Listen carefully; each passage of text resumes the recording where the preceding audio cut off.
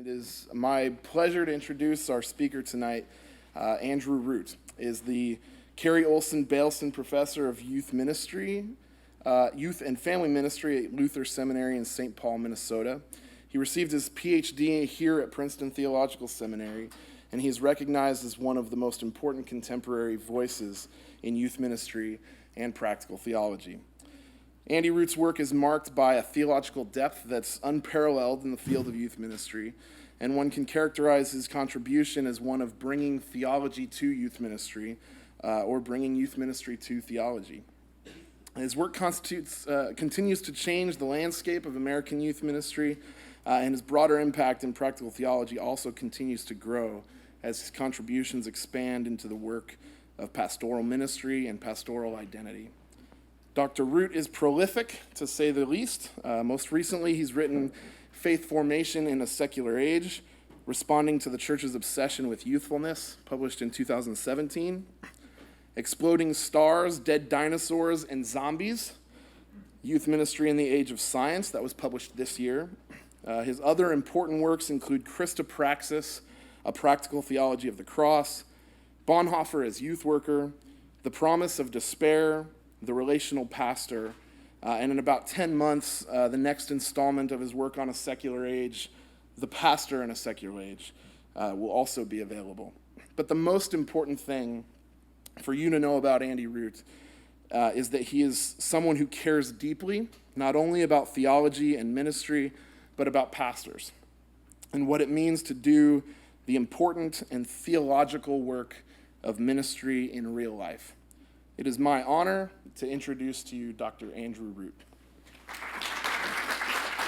All right, that was way kinder of an introduction than I deserved, so thank you very much, Wes. So thanks for coming back from dinner or wherever you were and not taking a train to New York City or somewhere more fun than being here. So I'm honored that you're here. So I want to start with a story, and then I want to tell you a kind of long story as we do this.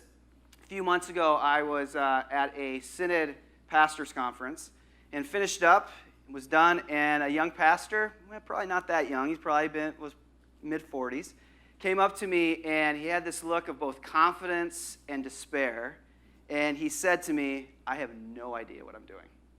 And then he said, I've been at this 15 years, and I honestly have no idea what I'm actually doing. And then he had this confidence. The confidence came back, and he said, actually, I know what I'm doing pretty well. I am pretty good. I'm a pretty good pastor. I have no problem filling my week. I know exactly what to do. I think I'm an above average preacher. I actually kind of think I know what I'm doing. But then that confidence cracked with this unease, and it was like he had this malaise, and he said, when I really get under the surface, I'm not really sure what I'm doing at all. And I feel like I need to start all over again. Now, when he said that, he reminded me of the young Karl Barth. In his first pastorate, there he was, went to the pulpit and realized that he had nothing to preach and had a similar malaise that this young pastor had of what am I actually doing here? And Barth had to ask a big question of how do I actually preach in this modern age? So I want to do something with you tonight that may feel really trippy, and hopefully it isn't too trippy, or you've had enough to drink that this will just be a really fun ride. But I want us to imagine together a dinner party. And I want us to imagine at this dinner party some people coming with questions. We're going to invite this pastor with his question, what am I doing? And then we're going to invite Karl Barth to come, and Barth's question of how do we actually speak of a living God in a modern world? But then this is going to get really trippy because we're going to invite the Canadian philosopher Charles Taylor to come. And Charles Taylor has his own question, and if you've read A Secular Age, which is a 900-page book, which is great to keep your door open on a windy day, Taylor's one question that takes him 900 pages to answer is, why in 1500, he's talking about the West, why in the West in 1500, just a short 500 years ago, was it nearly impossible to find someone who didn't believe in God?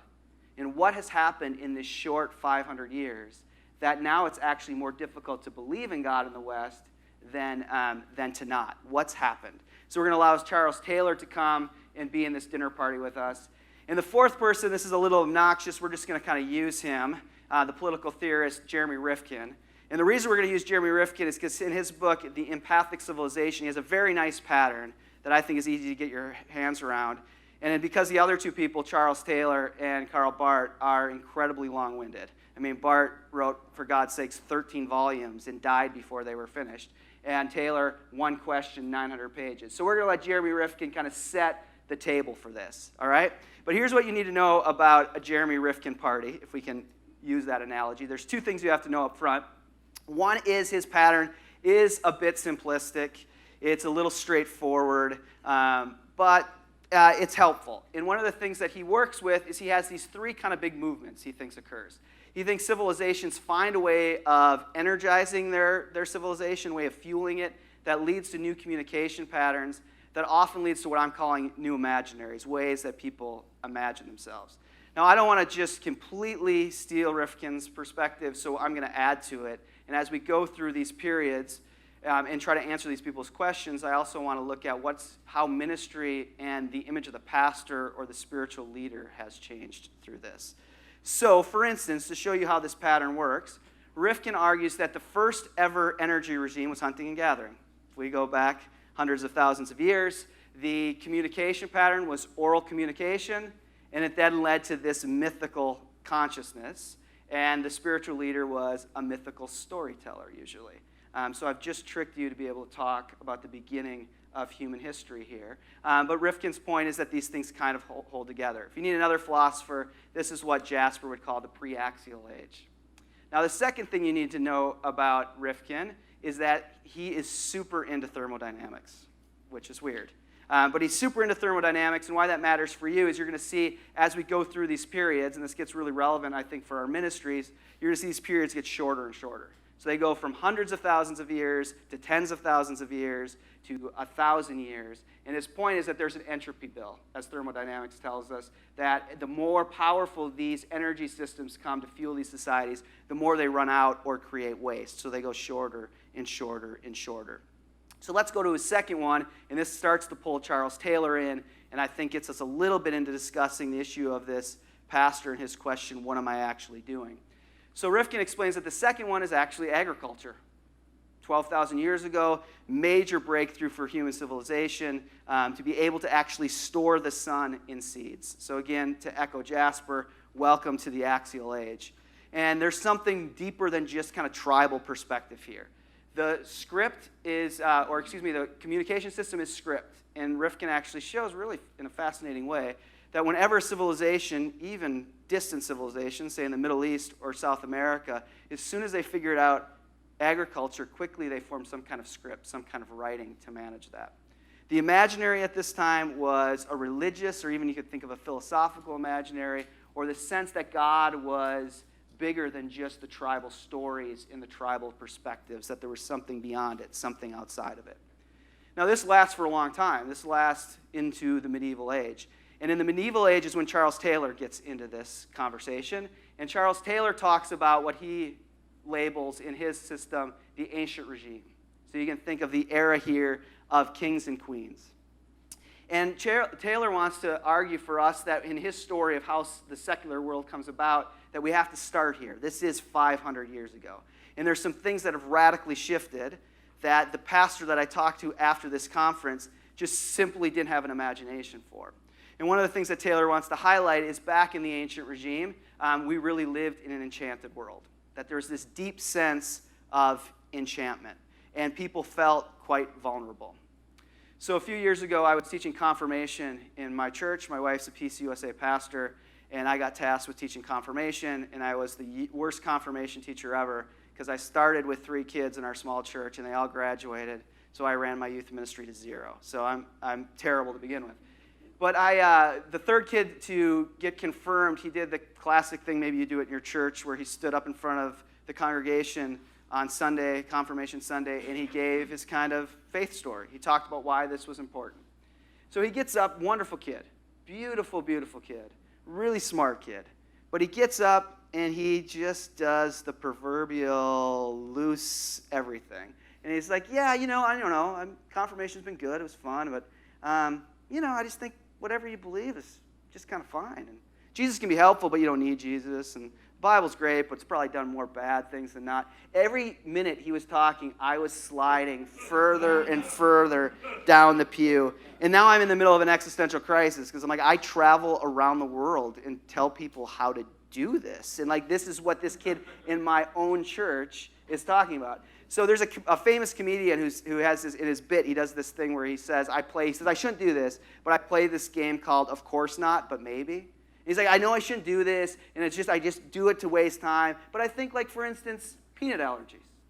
Of course, every step should be taken to make sure people with peanut allergies are safe from peanuts. Of course, airplanes, there shouldn't be peanuts. Of course. But then I think, and he says kind of shamefully, but maybe if we did this for 2 weeks, we'd be done with the problem. No, of course not. And he says, I do it again, I think, of course, my nephew has this. And of course, every step should be taken to make sure that no one's exposed to peanuts. But maybe if a peanut's going to kill you, you're supposed to die. No, of course not. So this Sunday, I'm in the pew, I'm sliding down, and I start playing with myself, of course not, but maybe. And I think, of course. Of course, our theology should be one of God's abundant grace, of God's incredible mercy. Of course. But maybe if you don't tell 15-year-olds they're going to burn in hell forever, they don't listen to a word that you're going to say. And one of the advantages, of course, of living in the ancient regime is you lived in this enchanted world where you felt fundamentally vulnerable.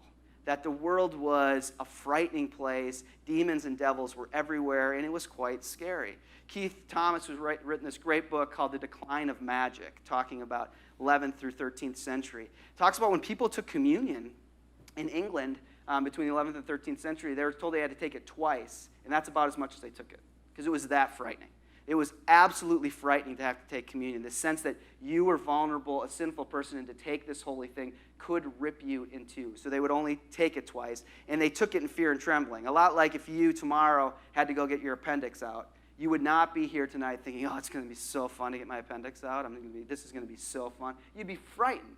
You'd absolutely not want to go into that surgery, but you would know the alternative is worse. So you would bear the risk of that. And his point is, in this enchanted world, we tended to feel that way. Now, if you've watched a gangster movie lately, or in the last 2 decades, you've seen the kind of classic moment when the priest comes to give the host, and the person sticks their tongue out, and they put it on their tongue, and then they have to stick their tongue out again. That has history going back to the Middle Ages in Ireland and England, where the biggest pastoral controversy, like they were having conferences to decide what to do with this, is that they were giving people the host, they would take it in their mouth, and they wouldn't swallow it. And then they would leave the cathedral or leave the service, and they would take it out, and then they would crumple it up and put it on their fields or feed it to their sick pig, because it was magical. It was powerful. So the best way they got to deal with this was that you stuck your tongue out after you took it. But this deep sense that this was an enchanted reality. I have a 13-year-old son, and in our church we take communion in a circle, and you get the bread, and you say, body of Christ broken for you. And then the wine comes along, and you say, the blood of Christ broken for you. And my son looks at the bread 2 Sundays ago, and he says, is that gluten-free? I said, yeah. He said, I'm not taking it. I said, I don't like gluten-free bread. And I took everything inside of me not to strangle the boy right in front of the table, but just a completely different conceptions. Like, nah, gluten-free, no. Like the sense that this was a holy thing that could rip his spirit apart. Just absolutely no conception. That things had been completely disenchanted for him. So Taylor's point is at this time, we lived with this deep sense of enchantment. The second element here is that the self was very porous, that things could get into the self. If you go back earlier to Augustine, a great story about Augustine, loves his mom deeply. Monica loves him deeply. There's a story when Augustine was, probably primary school age, he got sick. And so Monica, out of great love and devotion and piety, stripped Augustine down naked, got him wet, and rolled him in salt. The idea being that demons would not get inside of him if he was in salt. So my very bad joke is it appears demons like the sweet more than the savory. Boom, come on. That's a terrible joke. You're supposed to laugh at that terrible joke. But even telling you that terrible joke, in no way am I afraid of demons for that. Like, it actually is a lot of work for me. I have to think if I make a joke in a theological seminary lecture hall and insult demons, one of them might put a vendetta on my head, and my plane could be in trouble tomorrow when I fly. Or when I go and drive to Newark tonight to stay in a hotel, something bad could happen to me. It's actually really hard for me to get my imagination around that. But that's not the case much earlier, the sense of the vulnerability of the poorest self. I don't know if you watched PBS's Victoria. Did you watch Victoria? Now you're realizing almost everything I know is through TV. So I just apologize for that. But if you watch Victoria, there was the scene when she gets pregnant in season 1. And remember, she wants to go to the zoo. And everyone tells her she cannot go to the zoo. We're talking 19th century. Told she can't go to the zoo because if a pregnant woman looks at an elephant, it's very possible her baby will come out with big ears.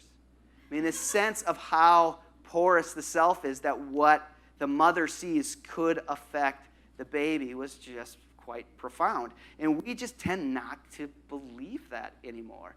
It actually is a lot of work for us to assume that something can get inside of us. The closest we get, actually, is this classic commercial.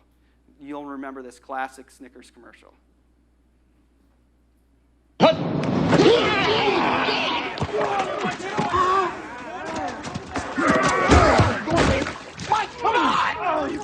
Mike, what is your deal, man? Oh, come on, man. You've been riding me all day. Mike, you're playing like Betty White out there. That's not what your girlfriend said. Baby! Eat a Snickers. Better? Better. How about that? That hurt. You're not you when you're hungry. Snickers satisfies. All right, so what you see, of course, is you're not you when you're hungry. There's some natural reason for it. And we tend to do this now. Like Taylor talks about this in the secular age when we think of melancholy. Melancholy used to actually mean having black bile, having something in you. Now we think of it as a psychological state. So when my 13-year-old is an absolute jerk, we tend, maybe we should, but we tend not to think, uh-oh, the demons are loose. We better enter into deep prayer and fasting. We tend to think, didn't get enough sleep. He's just hungry. And so you see how this buffer exists between the self. So in this period, when we're talking kind of the medieval period or just the agricultural regime, the pastor or ministry at this time, the pastor was really the priest, and the priest really was the manager of divine things and the sacred reader of this sacred text. I mean, Max Weber talks about the priest at this period was the manager of these divine things and the authorized reader. No pastor at this time would ever be under the malaise of the pastor I introduced you to before. That the pastor really, in some sense, was a superhero, a vampire slayer that had these very powerful things that they were in control of. And just to kind of highlight that, the pastor was powerful, a vampire slayer, a superhero, because time was very different. I mean, we tend to think of time running this way. Like if you go crucifixion, and then you move kind of linear, in a linear manner, you move down to July 15th, and then you get to Good Friday 2018. That's just kind of how things move.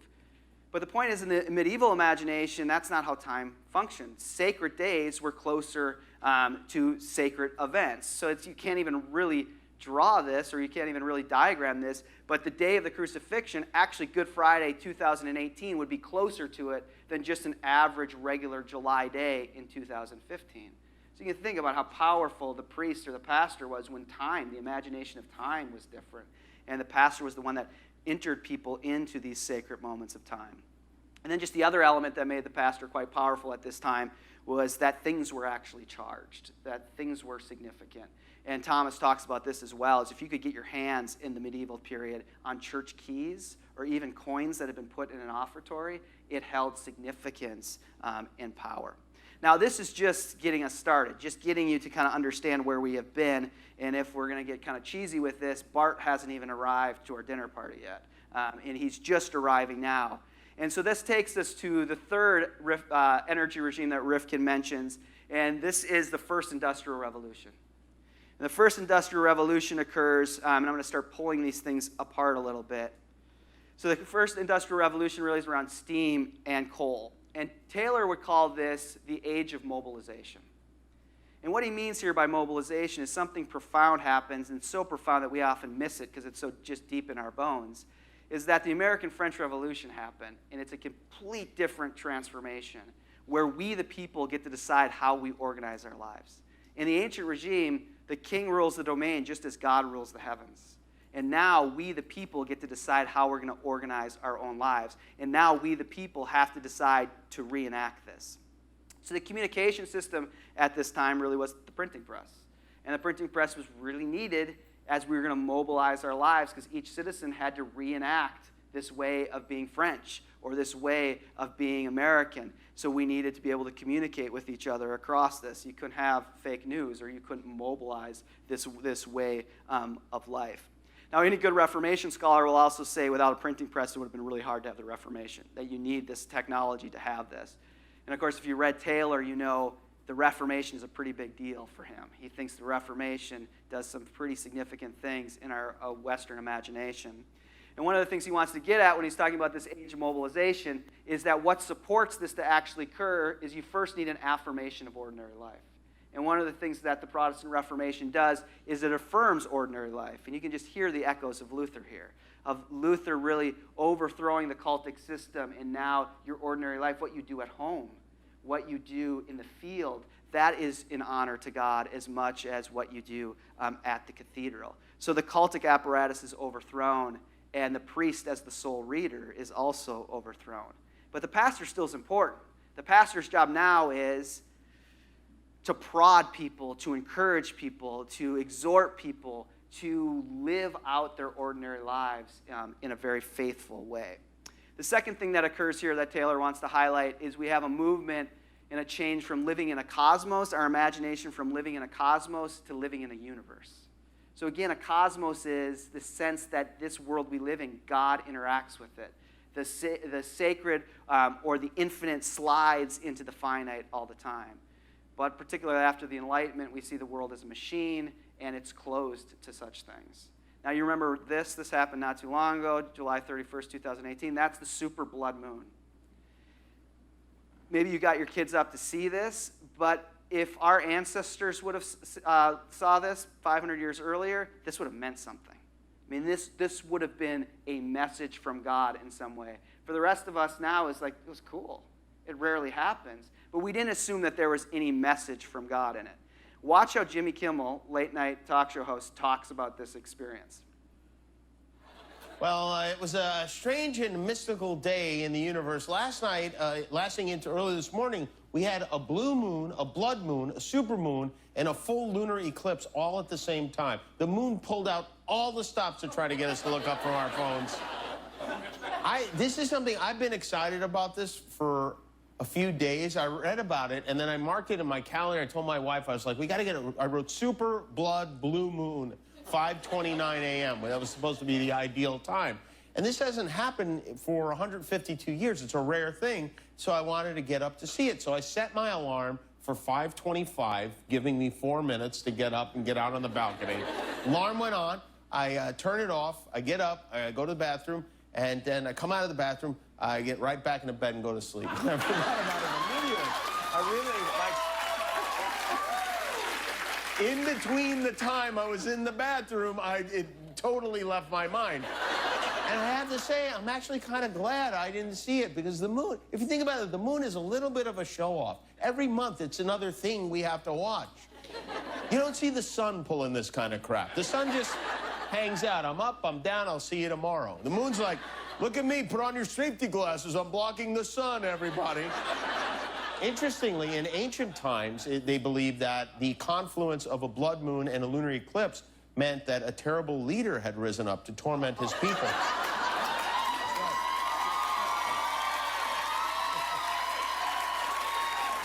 Did you see the State of the Union last night? President Trump delivered his first State of the Union address. All right. You see the point, though, right? First of all, he wakes up, he wants to see this phenomenon, but he can easily slide back to bed because there's no sense that maybe God, maybe some spiritual force is trying to speak to him. And then, of course, the joke about ancients would have thought that this meant an evil ruler had risen up. That's fodder for joke because we don't really believe that. That's just a kind of, that's just an effect of the universe. That's not actually God trying to speak to us. But you can see how that changes the pastor. Now, instead of people knocking on the pastor's door, it would be interesting to know how many of you had people knock on your door and saying, it's a super red moon. What does that mean? Should I diversify my stock portfolio? Should we kill our dog? What should we do? Did we do something wrong? Probably no one, particularly in your mainline churches, wondered that. But that would have been a very common thing for people to be freaked out. Amy Margo, who's my colleague who was here early in the week, talks about taking her boys out to see this. And she said to them, she had them both out in the yard at like 3:30 in the morning, half asleep looking at this and saying, boys, they used to think when you would see something like this that God was trying to talk to us, that there might be a famine or there might be a flood. And her sons are like, whoa, but Mom, that's not true now, right? It's just the moon. It's just the moon, right? She's like, yeah, it's just the moon. And that's kind of the world we live in right now. So people don't knock on your door and say, hey, pastor, what does this mean? They just go to Neil deGrasse Tyson, and he gets to tell them what this phenomenon means and how often it actually occurs. So there's this transition then from living in a cosmos where spiritual forces might speak to us to living in a universe that's ordered, and this is just a mathematical equation, and it happens every 150 years. The third thing that Taylor wants to talk about that the Reformation kind of doubled down on is that it has this deeper move inward, that it really doubles down on this Augustine move of taking us more inner and the kind of movement inside the self, which is harder for the pastor as well. Because now part of your task is you have to get inside people's internal commitments. You're not just managing some kind of cultic apparatus, but get people to commit, get people to find something meaningful. Now, to continue with Rifkin here, the imaginary is what he calls ideological imaginary. And what he means occurs here is that we start to have this transition in our thought where instead of thinking of living in a kingdom or a domain, we start to think of ourselves living in a nation state. And probably the best example of this, of course, is World War I. And now you could imagine if this was a dinner party, Karl Barth starts really puffing his pipe as we start talking about World War I. And of course, the great story here, World War I, that shows you this ideological conflict is the story of French and British soldiers on Christmas Eve who put away their weapons and sing the same Christmas hymns across the death hell of their trenches. And here are these men, these young men, who read the same sacred book, who hold on to the same sacred holy holidays, but they're killing each other for different ideological purposes, because one lives in a nation state called Germany and the other in France. So we start to imagine ourselves in this way. And like I said, this starts to be very interesting for Barth, of course, because Barth is very aware of his own professors accommodating to the war and what that actually occurs and what occurs within that. So when we go to the pastor and the minister, we do have this sense that the job of the pastor and the minister at this time is really wrapped up in the nation state. And Barth saw this. Barth saw that God had become a national God at this time, and that God was no longer wholly other, but had actually become this national God. And that the pastor's job was to support and uplift the mobilization of this nation state, to give this nation state a moral conscience, or to give this nation state a kind of religious sensibility. And that had some importance. Remember one of my last classes I ever took in seminary, a retired pastor was teaching it, and he was just kind of the mechanics of ministry. How do you prepare a funeral? How do you run a church budget? And it was like the third week before we were done. And he got, in the middle of the lecture, he got really sad. And he just looked down and he gathered himself, and he finally looked up and he said, I feel so sorry for you people. You're like, wow, this is exciting to graduate. It's like, he's like, no, I do. I just feel so sorry for you people. It's like when I started my career, being a pastor was important. He said, I would go to the barber shop. I got free haircuts. I went to the diner.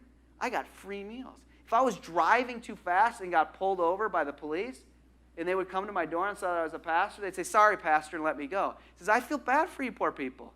When you get pulled over, they're going to fine you double. So you feel terrible for you. But his point, of course, is there was a time where this, being a pastor, held something significant.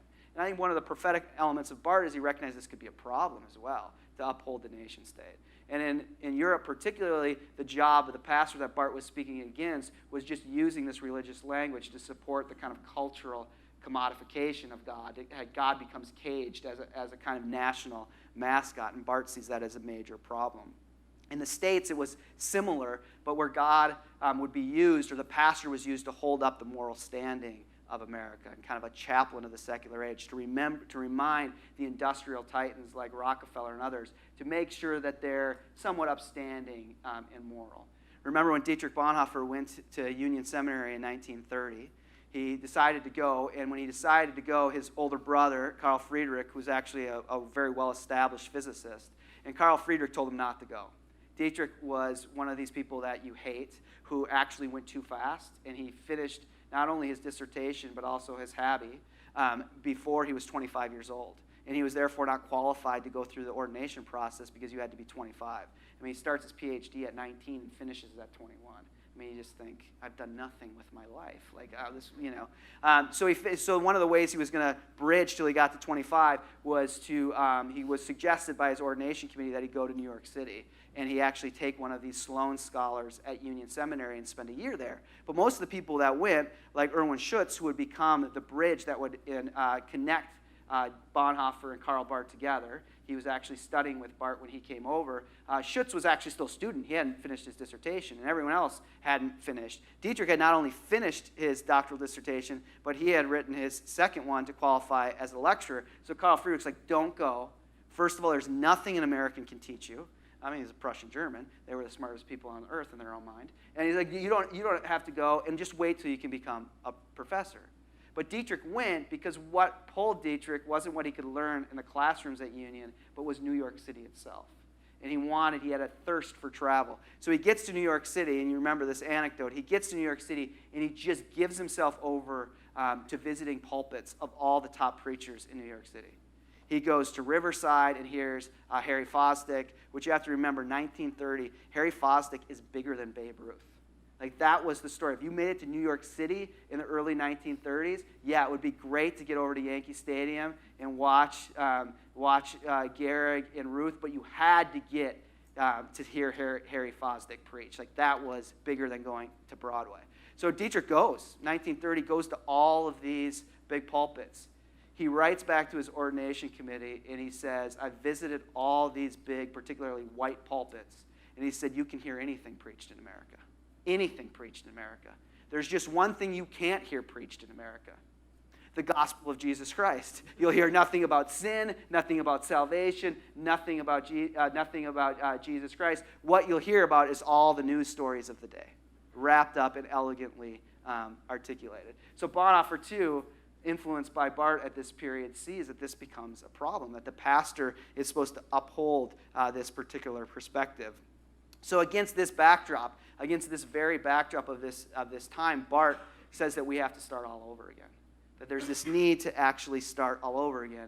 And as you know very well, that this painting becomes incredibly important to Barth. Even the early Barth, and of course this would hang above his desk even when he died in the late 1960s, and this is the Grenwald painting, the altarpiece. And this would become a significant piece for Barth. And remember what Barth says about witness is really born from this painting, where he thinks witness, and even being a pastor in this age where God has become essentially a mascot for a culture, for European cultures, is that we have to become the bony finger of John the Baptist. That become the bony finger of John the Baptist, holding that strange world of the Bible and pointing to this holy otherness of God, that God is no mascot at all. So ministry as John the Baptist, then, is to proclaim God's inbreaking even in a modern world. So in a very, I think, beautiful way, Barth's saying that witness is being this bony finger and pointing to this holy other God. But here's the thing, is that as we move to our next period, this all becomes, I think, problematic. And while Barth's perspective, I think is really helpful, it also becomes obscured as we move into our next period. And as we move into this next period of the second industrial revolution, or what you might want to call the oil and electric revolution. Now, you can always, it's a fun experiment actually, when you visit a new city, you can figure out if a church was built early in the 20th century, at the end of the first industrial revolution, or kind of post-war or middle of the 20th century, and was part of this second industrial revolution. And there's one really common giveaway. And you guess what it is? Yeah, parking lot, right? If you go to Minneapolis, the church my wife is in, built in 1904 or something like that, 46th Street of South Minneapolis, you walk around that neighborhood, there's no parking lot for that church. And actually, if you walk around within about a 10-block radius, you can find a Methodist church, you can find like 8 Lutheran churches, it's upper Midwest. You can find a couple Lutheran churches, you can find a Presbyterian church, You can find all your mainline, you can find an Episcopal church, you can find all your mainline denominational churches, but none of them have parking lots. Because the idea, of course, was you go to the church in your neighborhood. You get to pick which flavor denominationally you go to, but you get up and you walk to it. Well, that becomes a completely different imagination, particularly after World War II, where now you drive and you need a parking lot to be in it. So our most direct experience with this second industrial revolution really is the car. And the car becomes a major phenomenon. And the car really is the pushing forth of a mass society after World War II, and really the pushing forth of a consumer society. And we become inextricably connected to a consumer society. Now, the communication at this time, this sounds really sci-fi-ish, we could call it the wave, becomes important. And the wave is how we communicate, and you get a little device, put it in your house, and that it actually can receive the wave, and it first comes as just sound, but then eventually it comes with pictures, and we have this thing called the TV. That becomes really important. And that starts to change our imagination. These conditions connect with others, and we start to have more of a deep kind of sense of an expressive individualism. And this communication system of the wave, it both is driven by and is for consumption. It is for buying in many ways. And so we have this new kind of sense of ourselves in expressive individualism that we should get what we want. And being alive is getting actually what you want. When I was a doctoral student here, about halfway through my program, my wife was Carl was the Christian education director at Witherspoon Street Church. And so they asked me to teach confirmation. So basically I'm just telling you all my horror stories of failing as a confirmation teacher. They asked me to teach confirmation, and I was deeply drunk on my doctoral studies. So I had a group of like 7th and 8th graders, not in the right mind. And I thought, you know what I'm going to do? I'm going to get these 7th and 8th graders, and we're going to read Barth's little book on the Lord's Prayer. You know his little book, Prayer on the Lord's Prayer? I would not recommend this. It did, yeah, some of you are looking at me like you were stupid. Yes, I was very, very dumb. And I have to tell you, it was like 6 weeks. It was horrific. We read through this thing. And they were just like, what? It's a beautiful book. I mean, it's really beautiful, especially the petitions in it. Barth is just absolutely beautiful. But these 7th, 8th, 9th graders were just like, what? Well, the only redeeming week was when we read through Barth's little petition on praying for our daily bread. And Barth does this beautiful thing in it that's worth reviewing, where Barth says this petition is the invitation, not for you to pray your wants. This is the invitation for you to pray your need. And that actually transformed the way we prayed together. When we would pray together before, I mean, these young people, I think this is just as true of their parents as young people, separating or being able to differentiate need and want is almost nearly impossible for people living in a consumer society. I mean, we've been told since we were this high, what you need is what you want, and what you want is who you are. And so it's so hard to tease those things out. And when we would pray before, they would always pray for their wants. Their prayers would be things like, well, I just want to pray because we are playing a really hard team next week, and we really want God to help us win the game. Or I really want to pray because I really want a new Xbox game, and my mom's being so ridiculous, and so I really want to pray for that. Or I really just want to pray because I don't have enough time to study for my test, and I really want God to help me get a good grade. And that was just kind of the default. But when we read this about Barth saying, this is the invitation, not for you to pray your want, but to pray your need, their prayers completely changed. And they would pray things like, I need to pray for my uncle, because I don't have all the information, but it seems like his drinking might be back. Or I really need to pray for my friend, because she's just really depressed, and I'm worried about her. Completely different. But I think it's really hard for a pastor in our age to separate the difference between want and need. And this whole even communication system perpetuates that reality, that you are what you want, and you should get what you're interested in. And just think about how the TV does that. I have vivid memories of being in 6th grade and cable television, I'm old, cable television coming to my neighborhood, the little suburb that I grew up in. It was the greatest day of my life. I remember sitting in the basement, waiting for the cable guy to tighten the axial, and my sister and I sitting down there and planning out what we were going to do. We were going to watch MTV. That's back when they showed videos and not just New Jersey Shore episodes. We were going to watch MTV, and then at the commercials, we were going to go over to the Cartoon Express on the USA Network. some of you, that was the greatest thing ever, because that was like cartoons outside of Saturday morning. But it was this unbelievable world for us of being able to watch whatever we were interested in. That whatever we were interested in was what mattered, and we could do that. So this starts to change our very imagination of ourselves in this deep form of expressive individualism.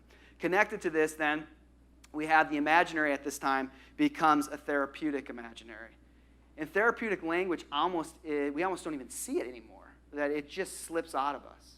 Probably if you're talking tonight and you have enough wine and you start to talk about your last session meeting, all the therapeutic language you didn't even know would come out of you. It's like, oh my gosh, my last session meeting, I swear my session's pathological. I mean, they really are. I mean, you should have saw how much anxiety was in there. I mean, there was a few people who are totally doing transference on me the whole time. And even Gus had this Freudian slip about money. It was crazy. I mean, the way therapeutic language just slides out of us is pretty amazing. And this does perpetuate the sense that we are first feeling self-actualizing individuals with want and with choice. So these very conditions then create what Taylor calls the age of authenticity.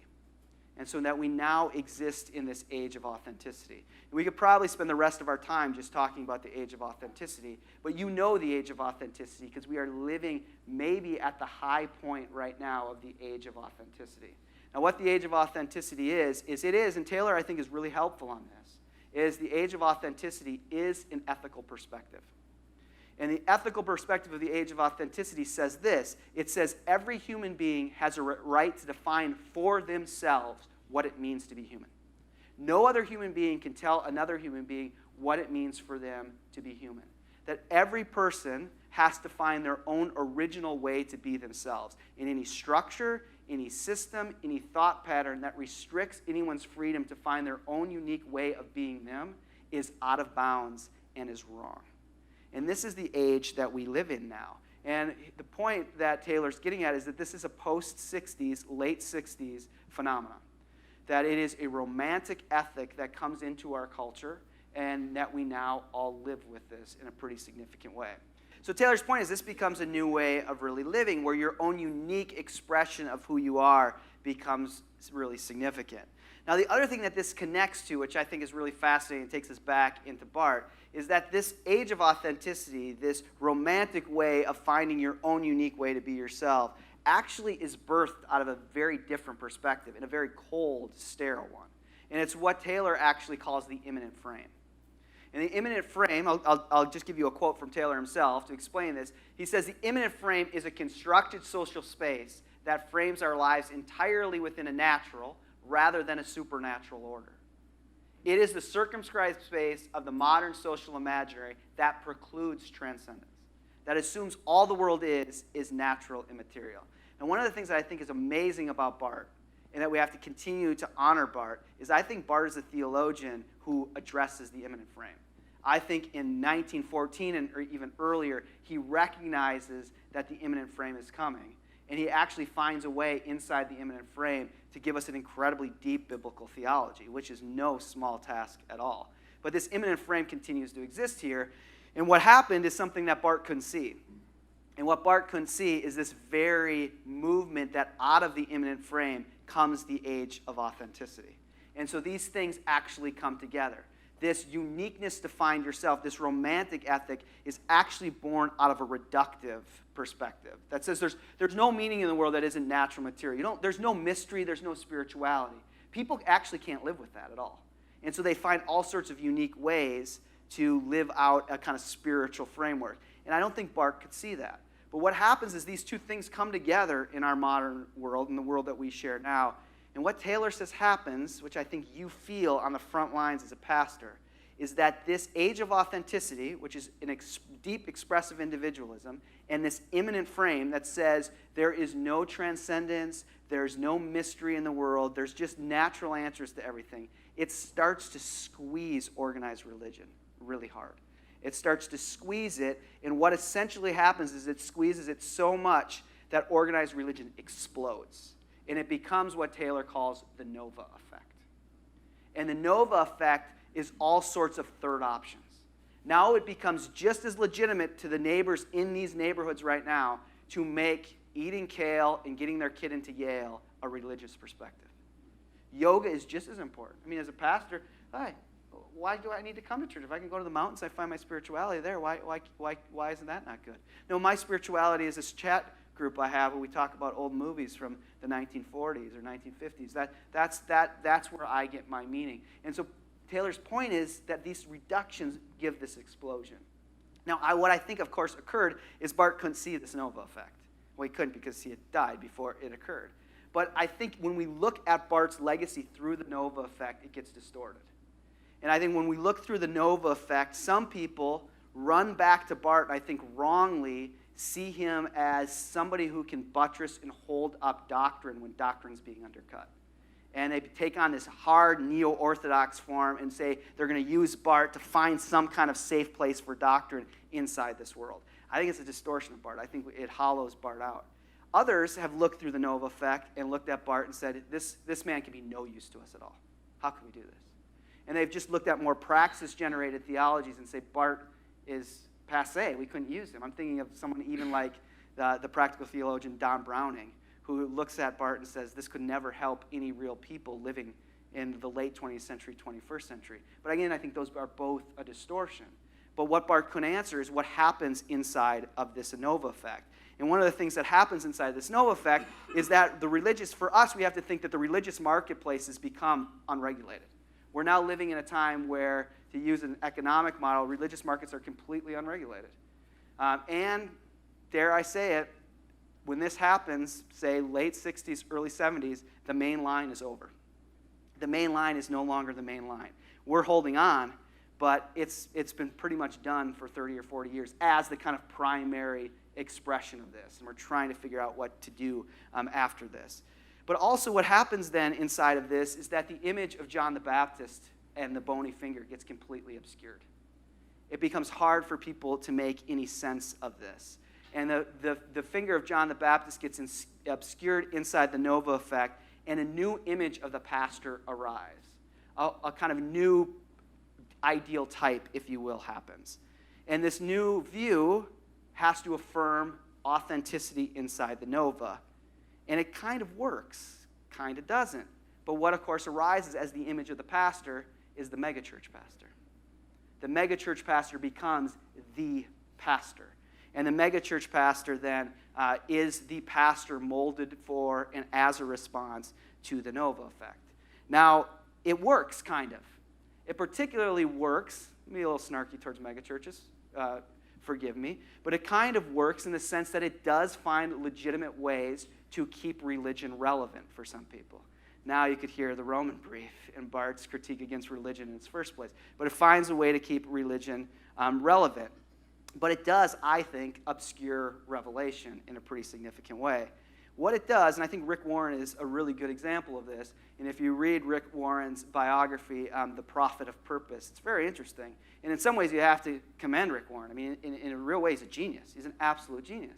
But Rick Warren, basically what he can sense, because he grew up in Northern California, then spent time in Southern California, and California really is ground zero of the age of authenticity. It's where it really explodes, and media distributes it from there. Having grown up there, Rick Warren recognized that people inside the age of authenticity were on the pursuit for purpose. They needed to find it. And that these things were unregulated. There are all sorts of options. And what he essentially did for the purpose of mission is that he relativized Jesus to just one other option in all those options you have. So you can go for exercise as your religion, you can go for hiking in the mountains, you can go for eating kale, you can go for yoga, you could go for Jesus.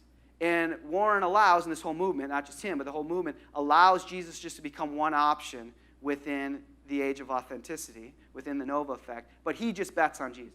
He just bets if we make Jesus one option, Jesus will actually win out. Jesus will actually be the one who can fulfill your purpose. Now, at one level, that's brilliant.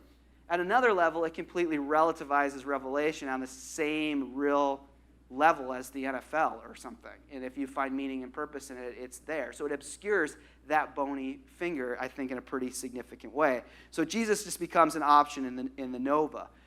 And Jesus becomes your friend in a kind of benign kind of way. And the Bible is no longer a strange world at all. The Bible really becomes a self-help book in many ways to help you find the purpose you've always been looking for.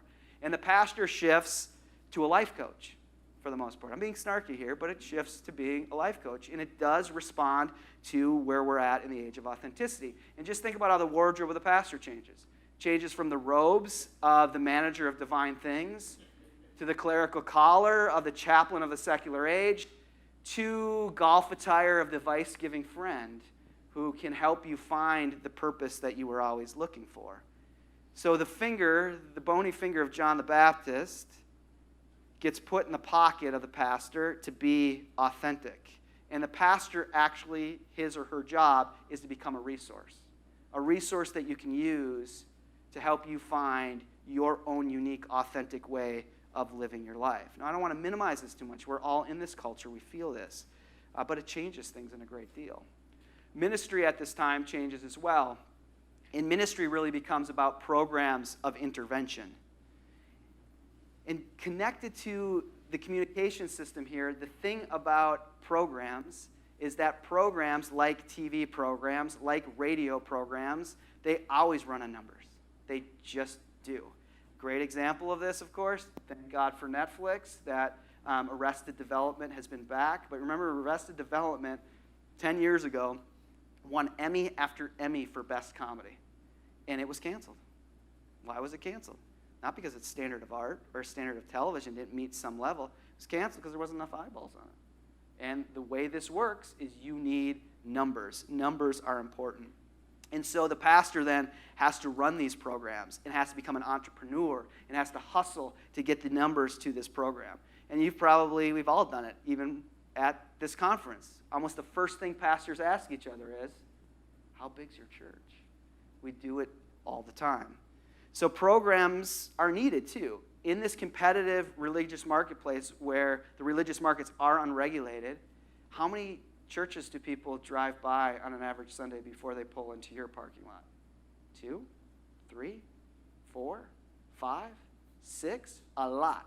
And they'll go 35, 40 minutes sometimes to go to the church they want to go to. What leads them to pull into your parking lot instead of another? It's not your tradition.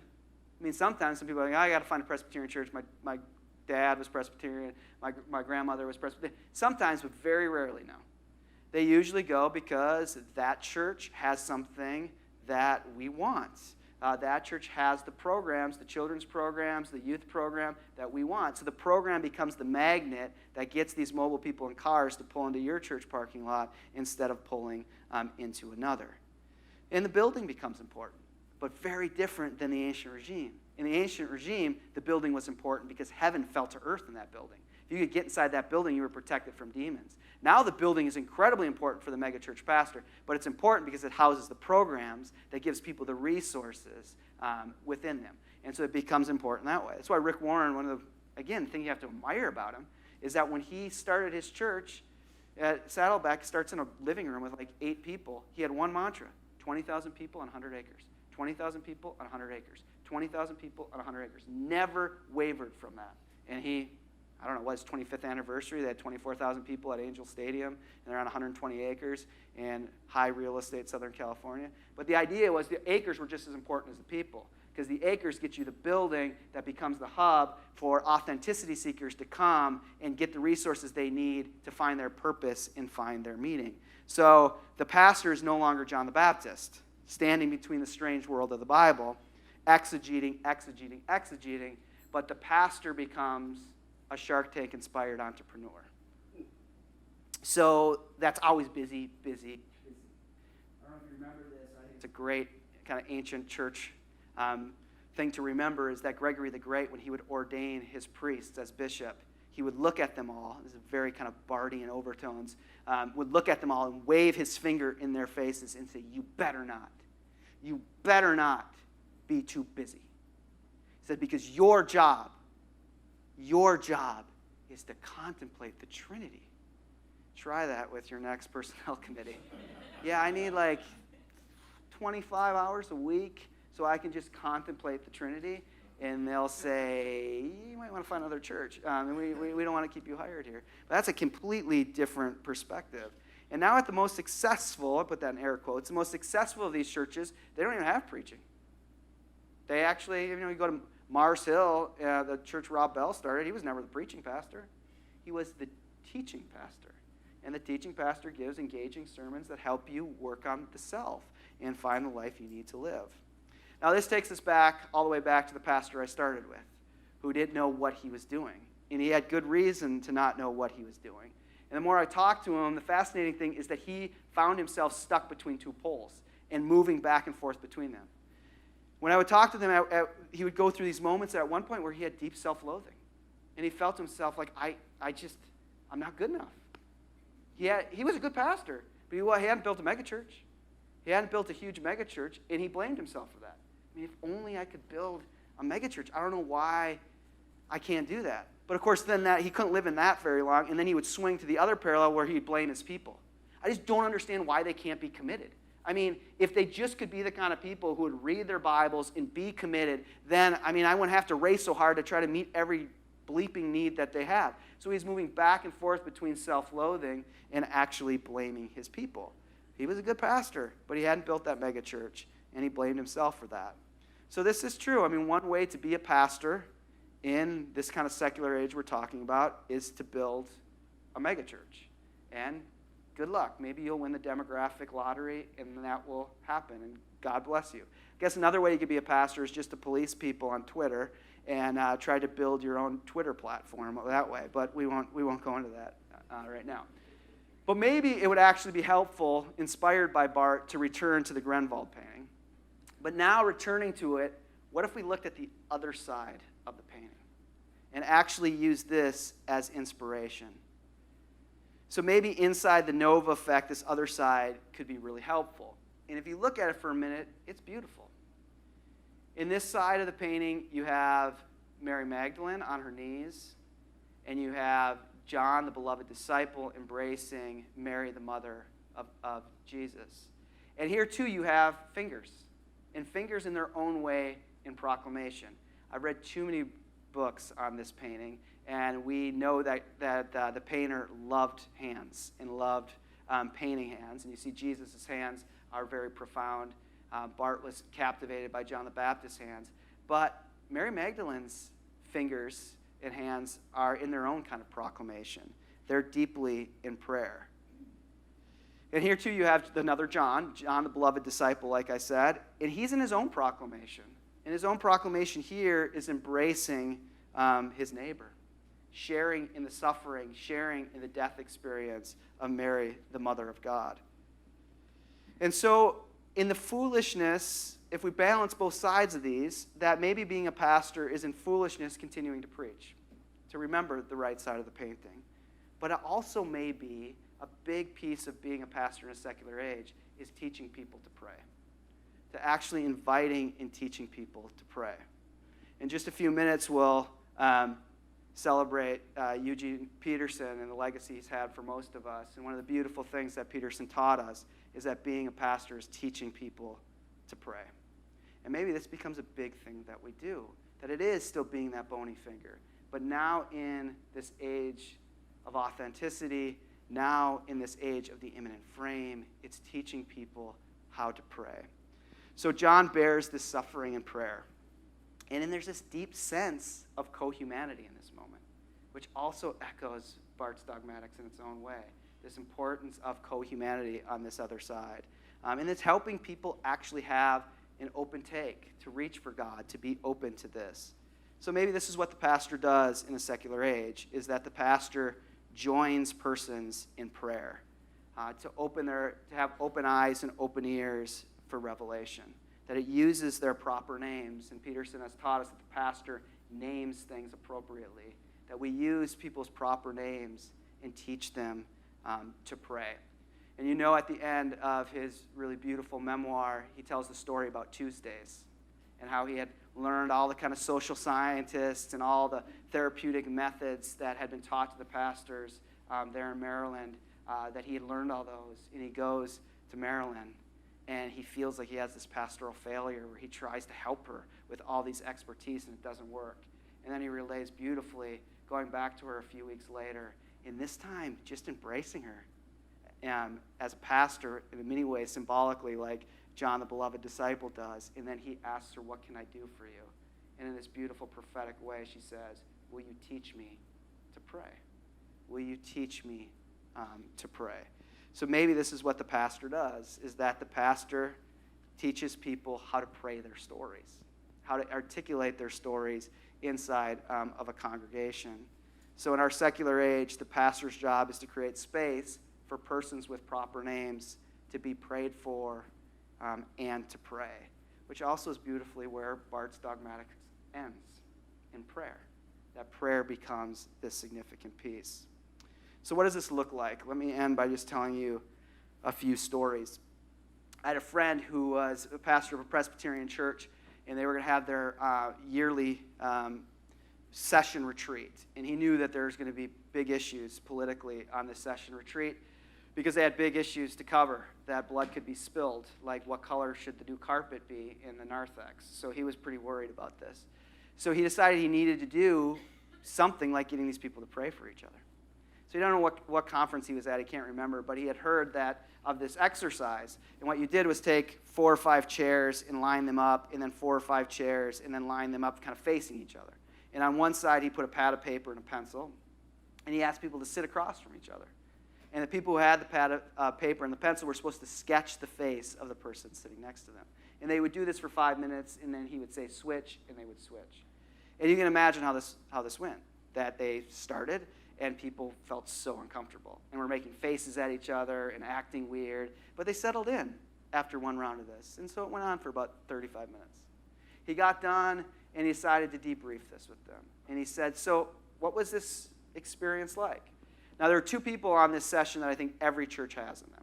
One was Jody, and Jody was about 35 years old. She'd stumbled into the church after a job transfer. She was filled with energy and positivity, and she just helped out. She was just a kind of workhorse for the church, always with positivity, always with lightness. She funded the church's beach service every year out of her own pocket. During a pastoral transition, she was there. She was wonderful to be around. Well, the church also had another person that probably every church has, Dave. And Dave's the kind of guy who's really hard to be around. And he knows everything about everything. And he's like the guy who tries to fix the doors before the service, but then locks everyone out of church. He's the person like at one session meeting, he said, we really need to get giving up. And then you find Dave shaking down new members who have just visited the church for cash on hand. He's just kind of bombastic. He's the kind of guy I told you why buying a Toyota was a stupid idea, and the way you're raising your 4-year-old is completely ridiculous. He's just that kind of guy. So they debrief this experience, and he says, so what's this been like? What was it like doing this? And they're like, it was weird. But yeah, we got into it. Yeah, it was meaningful. And they kind of had this experience of doing this kind of embodied way, praying for each other. Except they get to Dave, and they say, Dave, what was this experience like? And Dave says, yeah, it was all right. He says, except when Jody was drawing my face. And he says, when Jody was drawing my face, I felt judged. I felt like she was belittling me. And he just kind of goes off.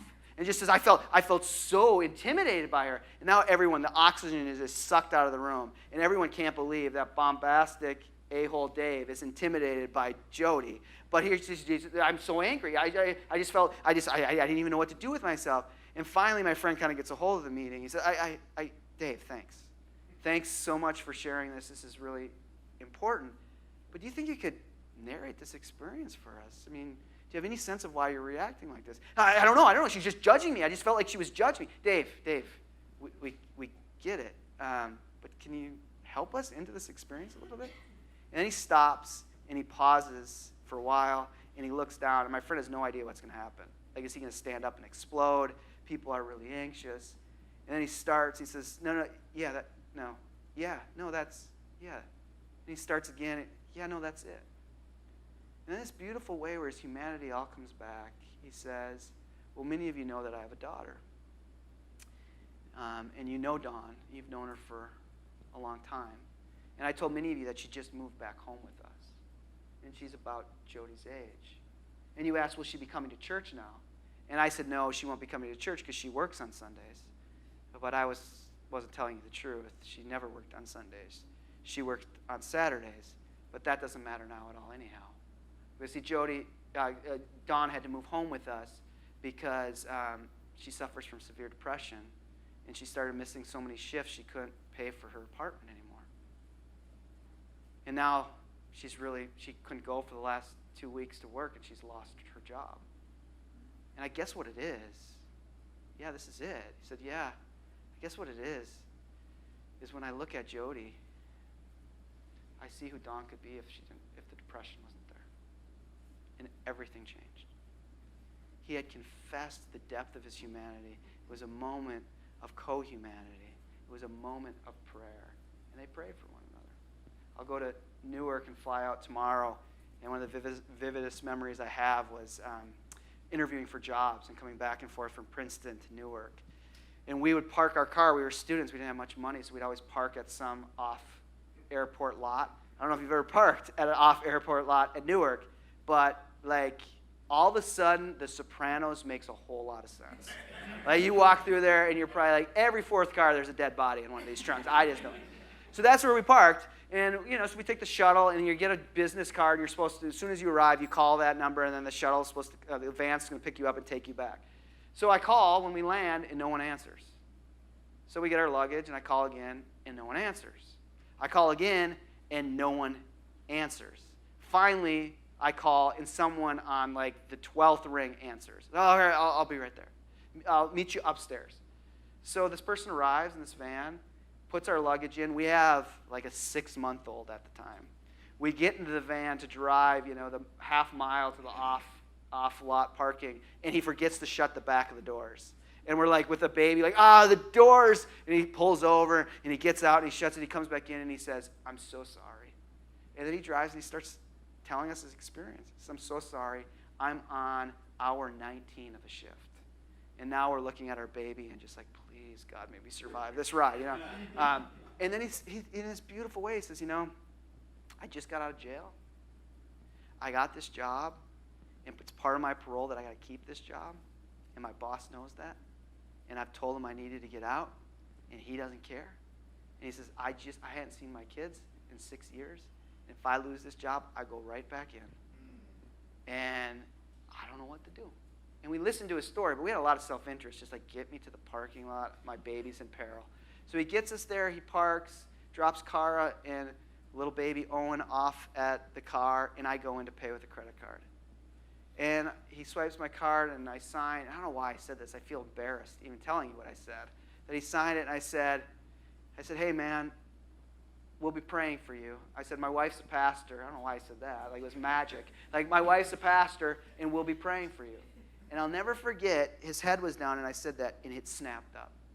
And he looked at me, and he said, your wife's a pastor? And I said, yeah. He said, his eyes watered, and he said, will you pray for me? Will you pray for me now? And just like Eugene Peterson told us, we got out in this godforsaken Sopranos dirt lot where murders and drug deals were going on. And we grabbed his hands. And like I said, Peterson taught us you have to name things correctly. So what are you going to say when you're going to pray for somebody? Talk about co-humanity. You have to ask them their name. He said his name was Michael. We grabbed his hands, and we prayed for him. And I'll never forget driving off, looking in the rearview mirror, and him raising his hands to God as this was just what he needed. This unbelievable theology of the cross, like in this God-forsaken place, God was there. Teaching him, praying for him, became exactly what he needed in this moment. Last story. I'm indulging with you too many stories. But Wes was nice enough to mention my book, Christopraxis, and one of the things I did for that book was trying to kind of get at the imminent frame and how actually people do have these experiences of God, and mainline people particularly don't feel like they can even say them in their churches. So I interviewed 12 people, 12 people in 2 Presbyterian congregations in a Lutheran church. And I'd asked them if they had an experience where they felt like God arrived, like God had encountered them. And ironically, all 12 of them did. And all 12 of them said, I've never told my pastor this story. But one woman, I was at a Presbyterian church, big Presbyterian church in Seattle, and she came in, she's probably 35, 38, had 2 kids in elementary school. She came in and she looked exhausted. She had been willing to do this interview with some professor from somewhere because her pastor had asked her to, so she was willing to talk to me. She looked exhausted, like she needed to be somewhere else. And for the first 25 minutes of the interview, I thought, this is a dud. This is not going to work. And yet I had one more question, so I decided I'd ask it. And I said, her name was Rachel, and I said, Rachel, have you ever had an experience where you really felt like God encountered you? Like you felt the presence of God. Like essentially like Barth, that you felt the revelation of God in this moment. And she looked at me, and her whole disposition changed, and she said, yeah, I did. She said, I've never told this story before. She said, I've been telling you throughout this interview that I'm a single mom, but I've never told you why I'm a single mom. So I'm a single mom because 3 years ago, my husband went on a business trip, flew from Seattle to Chicago. He was gone 33 hours, and I got a phone call. And on the other line was somebody from the hotel he was staying at and said, ma'am, we don't know how to tell you this, but this morning the cleaning staff appeared to have find your husband in his room. Something has happened. He is no longer alive. He is at this hospital morgue. You need to call them and make arrangements. She said as they were telling her this, the whole room turned black and white, and she could feel the life just leave her body. She looked, she had a toddler and an infant, and she tells me that she looked and she thought, my life is over. She somehow, she said, out of body, scratched down the address of this hospital morgue where her husband's body was at, made arrangements to fly from Seattle to Chicago, go identify the body, make arrangements to fly it back to Seattle, get back on a plane and get home. She knew no one in Chicago. She lands at O'Hare. She goes to the cab stand. She's got the address on this business card. She goes to the cabbie, hands him the card. They drive to the hospital morgue. She said, I should have recognized this. I should have seen this. She said, I was grounding in grief, but I should have realized he didn't drop me off up front. He parked.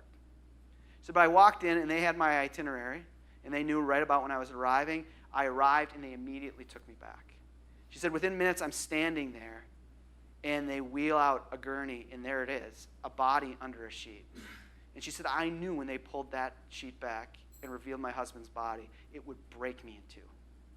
And she said she stood there, they came over, they pulled back to reveal her husband's body, and she said, I felt a hand on my shoulder, and an arm came around front with a water bottle. And she started to cry, and she said, it was the cabbie. She said, I never felt more ministered to. She said, I got on that plane, and I knew that life would never be the same. But I knew God had encountered me. I knew that I had been prayed for. I knew that I wasn't alone.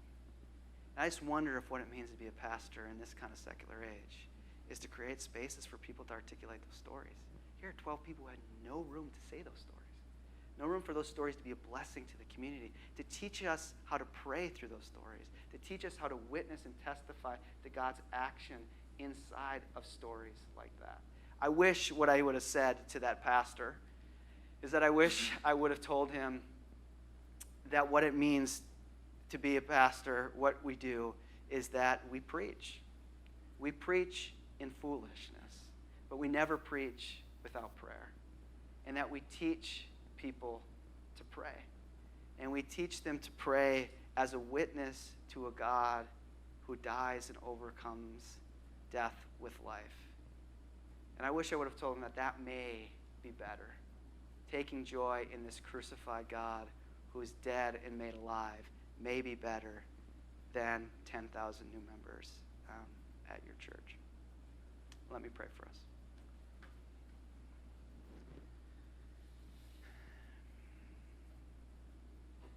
God, we are aware that we have a big task ahead of us. But this big task does not even come near the beauty, the depth, and the joy of the gospel itself. This amazing reality that you have taken what is dead and made it alive.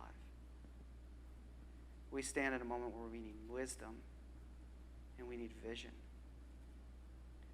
But we stand at a moment of hope because we know you are faithful in all things. So I pray for these people in this room, that they might know that you are well pleased, and that you might give them the endurance and the strength to witness and testify, to teach people to pray and to pray. Bless us, God.